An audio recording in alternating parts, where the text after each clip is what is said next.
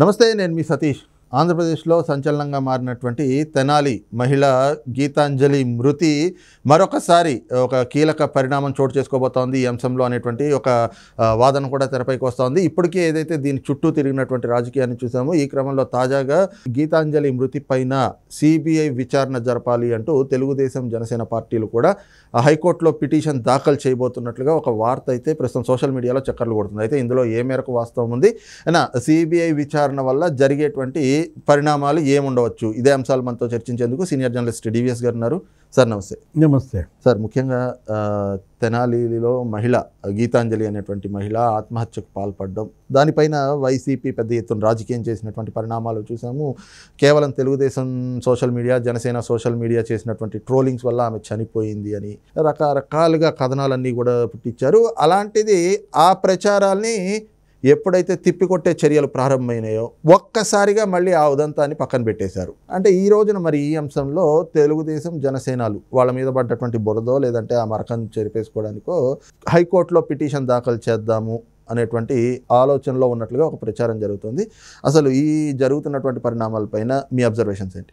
గీతాంజలి మృతి అది ఇప్పటికి జరిగి 15 రోజులు అవుతుంది. అంటే ఇన్సిడెంట్ జరిగి 15 రోజులు అవుతుంది. ఆమె గాయపడి చనిపోయి కూడా 12 రోజులు ఏమవుతున్నది. దీంట్లో ఇంకా ఇప్పటికీ కూడా గీతాంజలి మృతి కేసు కొలిక్కి రాకపోవడం ఏంటంటే, ఇప్పుడు ఇద్దరినో ఏమో అరెస్ట్ చేశామనేది చెప్తున్నారు. అది కూడా ఏంటి, ఆ ట్రోలింగ్స్ చేసిన దీంట్లోనే నడుస్తుంది. కానీ అసలు ఆ మిస్టరీ ఏంటి, ఆమె మృతికి కారణాలు ఏంటి, ఆ ట్రోల్స్ వల్ల ఆమె చనిపోయిందా, ఇంకా వేరే కారణాల వల్ల ఆమె చనిపోయిందా, మిస్టీరియస్ డెత్గా మారినటువంటి దీంట్లో ఆ అనుమానాస్పద మృతి నింద ఎవరిపైన పడింది, తెలుగుదేశం జనసేన ట్రోలింగ్ల వల్లే జరిగిందని చెప్పి వైసీపీ వాళ్ళు ప్రచారం చేయటం, దాన్ని మనం చూసిన దీంట్లో ప్రజల్లో కూడా దానిపైన ఏంటి ఒక రకమైన చర్చ జరుగుతోంది.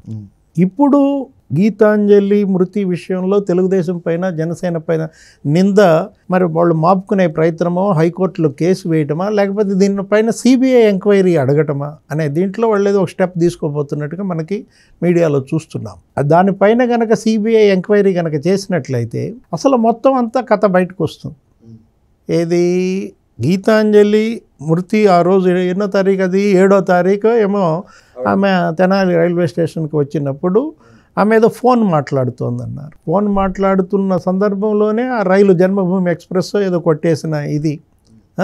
ఆ ఫోన్ ఏమైంది, ఆ ఫోన్ ఆ సమయంలో ఆమె ఎవరితో మాట్లాడుతోంది, ఫోన్ కనపడకుండా పోయిన తర్వాత రకరకాల కథనాలు, ఆమె పలానా వైసీపీ నాయకులతో మాట్లాడుతుందనో, లేకపోతే ఇప్పుడు ఎందుకంటే గీతాంజలికి వైఎస్ఆర్ కాంగ్రెస్ పార్టీకి మధ్య ఇది జరిగింది. ఆ ఇల్లు ఏదో ఇచ్చారనే వీడియో చేయటం వల్ల ఆమెను పదే పదే వీడియోలు చేయమనే ఒత్తిడికి గురి చేయటం, ఆమెను ఏదో తాడేపల్లి పార్టీ ఆఫీస్కి పిలిపించటం, ఇలాంటి దీంట్లో తను మరి తనపైన వైసీపీ ముద్ర పడుతోందనో, తను ఒక పార్టీకే పరిమితం అవ్వడం వల్ల మరి తన కుటుంబానికి ఏ ఇబ్బంది కలుగుతుందనుకుందో, తనేంటి తనకి ఎంత వయసు, కేవలం 30 ఏళ్ళో 35 ఏళ్ళో ఉంటాయి, 2 పిల్లలు. సరే, జగన్మోహన్ రెడ్డి గారు మృతికి మరి సంతాపంగానో జరిగిన దురాఘాతానికో 20 లక్షలు ఎంతో ఇచ్చినట్టున్నారు. ఇచ్చుంటారంటావా? అంటే మామూలుగా బటన్ నొక్కితే డబ్బులు పడతలేదు. ఇదన్నా తనకి సకాలంలో అందినట్టయితే ఆ బిడ్డల పేరు మీద కనుక డిపాజిట్ ఏదో చేస్తుంటే అదొక మంచి పనిగానే మనం చూడాలి. ఇప్పుడు ఈ కేసు విచారణ, 2 సింపథైజర్స్ తెలుగుదేశం వాళ్ళను మరి జనసేన వాళ్ళను ఏదో అరెస్ట్ చేశారని అన్నారు. అక్కడ ఉన్నటువంటి ఎస్పీ ప్రకటన కూడా మనం చూసినట్లయితే ఒక కోణంలోనే దర్యాప్తు జరగకూడదు కదా. సోషల్ మీడియా ట్రోలింగ్స్ వల్లే తను చనిపోయే అంత దౌర్బల్యమా, అంత బలహీన మనస్కురాలైతే ఈ విధంగా సోషల్ మీడియాలో తన వీడియోలు చెయ్యదు. ఇప్పుడు రాజకీయ పార్టీలకు కూడా మన విజ్ఞప్తి ఏంటంటే, దయచేసి మీరు ఆడపిల్లల జీవితాలతో ఆడుకోవద్దు. ఎందుకని, గవర్నమెంట్ ప్రతిఫలం లబ్ధి అనేక మందికి జరుగుతోంది. మీ పార్టీ లాభం కోసం అమ్మాయితో వీడియో చెంచకుండా ఉండుంటే వాళ్ళు బతికుండేది కదా. ఇప్పుడు ఆ వీడియో వల్లే ఆమె చనిపోయింది అన్నట్లయితే ఆ వీడియో చేయించిన పార్టీయే ఆమెను బలిగొన్నట్టు. ఒక రకంగా ప్రభుత్వ పథకాలకు ప్రజల నుంచి కూడా ఈ విధమైన స్పందన, ప్రాచుర్యము, ప్రమోషన్లో చూసినట్లయితే అది ఒక పరిమితి మేరకే ఉండాలి. ఏంటి అది ప్రభుత్వానికి ఉపయోగమో ఆ కుటుంబానికి ఉపయోగమో సమాజానికి ఉపయోగమో లాగా చేయించుకోవాలి. ఇంతకుముందు ఎన్ని ప్రభుత్వాలు ఈ రాష్ట్రంలో చూడలేదు, ఎంతమంది ఈ విధంగా లబ్ధిదారులతో మాట్లాడించలేదు. వాళ్ళకి జరగింది తనకెందుకు జరిగింది?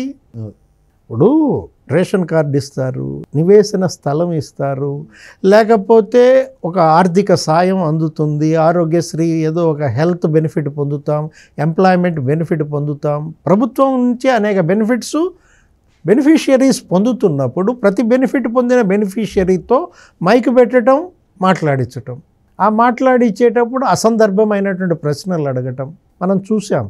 అక్కడ ఉన్నటువంటి తెలుగుదేశం పార్టీ తెనాలి శాఖ వాళ్ళు ఆ నాయకులు ఏమంటున్నారు, ఇదేనా అడిగే ప్రశ్నలు ఆ అమ్మాయిని, ఏది శివకుమార్ మరి గెలుస్తాడా లేదా, లేకపోతే ఆలపాటి రాజేంద్ర ప్రసాద్ను మరి ఆయన ఎవరు నాదెండ్ల మనోహర్ వాళ్ళిద్దరు అక్కడ ఏకమయ్యారు, శివకుమార్ గెలుస్తాడా లేదు, ఇది అవసరమా?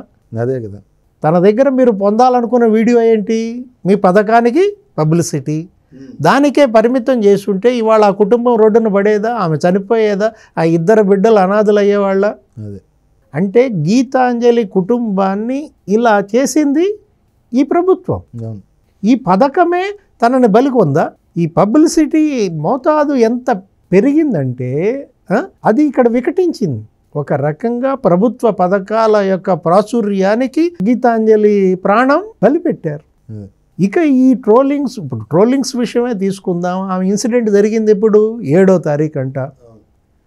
ఆమె హాస్పిటలైజ్ అయింది, చేర్చారు, ఆమె చనిపోయింది 10వ తారీఖు, 11వ తారీఖు అన్నారు. ఇతను ఎవరో ఈ తెలుగుదేశం కార్యకర్తలు వీళ్ళు పెట్టిన పోస్టులు మనం చూసినట్టయితే 10వ తారీఖు ఏదో అని మీడియాలో చూస్తున్నాం.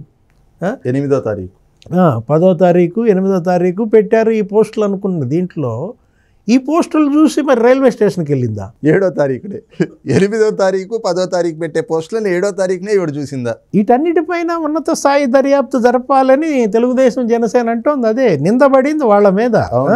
ఇప్పుడు దీన్ని అడ్డం పెట్టుకుని ఓట్లు పొందాలనో, దీన్ని అడ్డం పెట్టుకుని ఈ చావుని అడ్డం పెట్టుకుని తమ పార్టీ పునాదులు గట్టిపరచుకోవాలనుకోవటం అది వెర్రితనం అన్నమాట.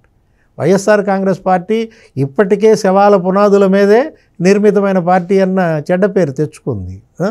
పార్టీ పునాదులే రక్తంలో మునిగి ఉన్నాయని చెప్పి సొంత చెల్లెళ్ళు చెప్తున్నారు.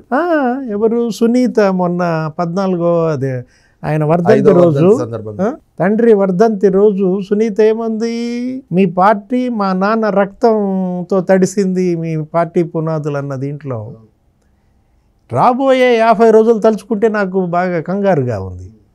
ఎక్కడ శవం వస్తే అక్కడ వాళ్తారా వీళ్ళు? ఎక్కడ శవం వస్తే అక్కడ రాజకీయం చేస్తారా వీళ్ళు?